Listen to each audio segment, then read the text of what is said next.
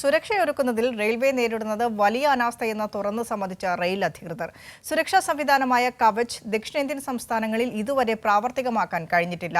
കഴിഞ്ഞ ഒരു വർഷ കാലയളവിൽ മാത്രം 40 ട്രെയിൻ അപകടങ്ങളാണ് ഉണ്ടായത്.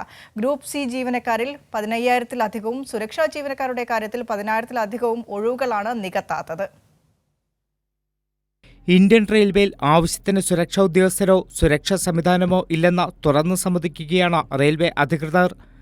ട്രെയിനുകൾ തമ്മിൽ കൂട്ടിയിടിച്ചുള്ള അപകടം ഒഴിവാക്കുന്ന സംവിധാനമായ കവച് ദക്ഷിണ മേഖലയിൽ ഇതുവരെ പ്രാവർത്തികമാക്കിയിട്ടില്ല. ട്രെയിൻ അപകടം വർദ്ധിക്കുന്ന സാഹചര്യമാണ് നിലവിൽ. 2023-24 കാലയളവിൽ മാത്രം 40 ട്രെയിൻ അപകടങ്ങളാണ് ഉണ്ടായത്. 313 യാത്രക്കാർക്കും 4 റെയിൽവേ ജീവനക്കാർക്കും ജീവൻ നഷ്ടമായി. കഴിഞ്ഞ 10 വർഷത്തിനിടെ ഉണ്ടായത് 638 അപകടങ്ങൾ.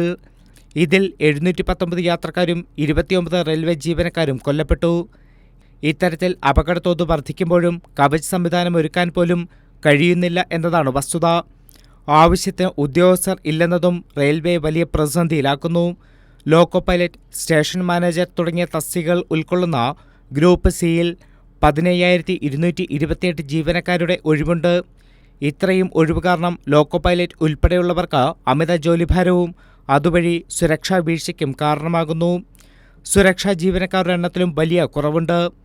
10,528 ഉദ്യോഗസ്ഥരുടെ കുറവാണുള്ളത്.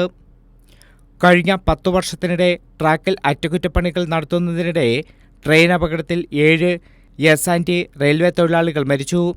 2015 മുതൽ 25 വരെ കൊല്ലപ്പെട്ട ട്രാക്ക് മെയിൻ്റനർമാരുടെ എണ്ണം 46 ഇതിനു പുറമെ ട്രെയിനിൽ നിന്ന് ലഭിക്കുന്ന ആഹാരത്തിൻ്റെ കാര്യത്തിലടക്കം വലിയ ആക്ഷേപമാണ് നിലനിൽക്കുന്നത്. വന്ദേ ഭാരത് അടക്കമുള്ള ട്രെയിനുകളിൽ വിതരണം ചെയ്യാൻ തയ്യാറാക്കിയ മോശം ഭക്ഷണം കൊച്ചിയിൽ പിടികൂടിയതും റെയിൽവേ അനാസ്ഥയുടെ ഉദാഹരണം തന്നെയാണ്. News desk Kairali news.